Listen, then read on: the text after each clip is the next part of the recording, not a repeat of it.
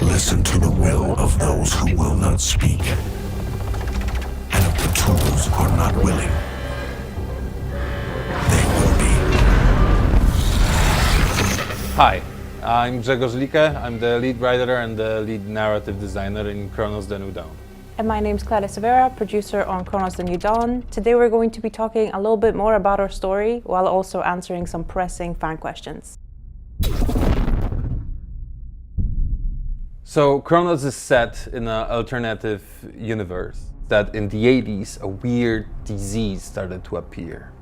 A disease we called the Change. And that's how, sadly, humanity came to an end.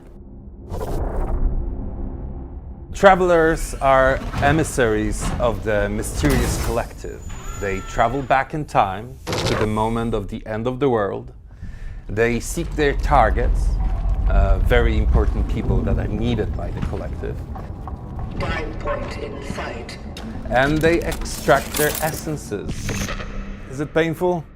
I think it's painful. With every single, weird procedure along those lines, you will expect it to be painful. And because we're taking away souls of human beings, don't expect it to be a nice thing. Well, they scream a lot.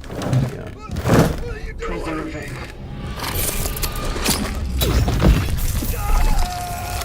You'll be able to, throughout the course of your game, pick who you choose to extract.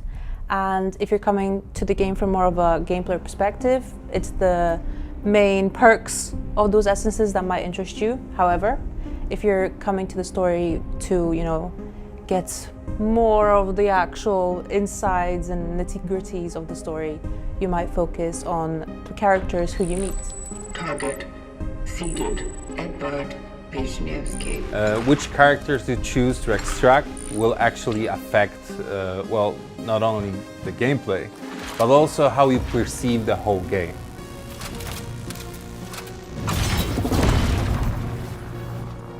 His name is the Warden, and his role, given by the collective, is to maintain not only the tools used by the travelers in their missions, but also the main hub in which you will spend a lot of time as a player. You will have a lot of interactions with this guy. You will see that, he's got a little bit of different approach than the protagonist. Don't you think it's all trivial? In perspective of perpetuity, what isn't but a trivial thing? At Bluebird Team, we still love to tell stories about people, about real people, about relationships between those people. You will meet a lot of characters in this game. Some of them you will love, and some of them you will, Maybe love. love less. Love less. Also in Cronos, I think it's important to mention that a lot of the characters you will meet are in some way or another connected when it comes to their story.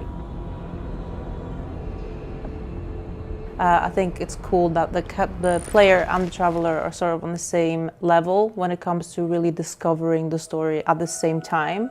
So these interactions with these characters are definitely meaningful because the more you dive in, the more you learn.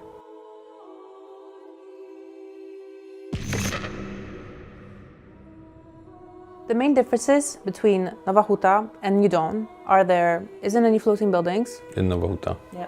There isn't roaming monsters. Yet. Kind of.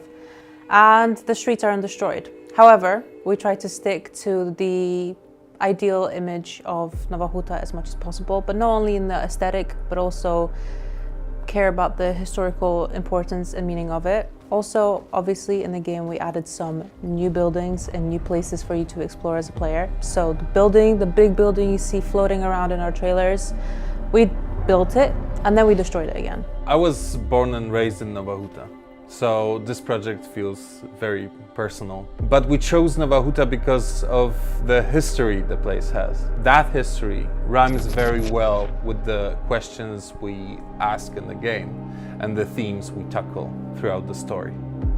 And as Cronos doesn't have the ambition to be a historical game, well, the level of reproduction of things is super cool.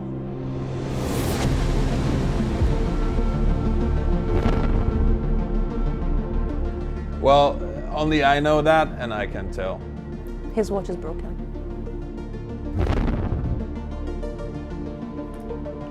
As far as we know, we don't know. Well, it is a time travel story. Duh. Why nobody ever asks about dogs? Or hamsters.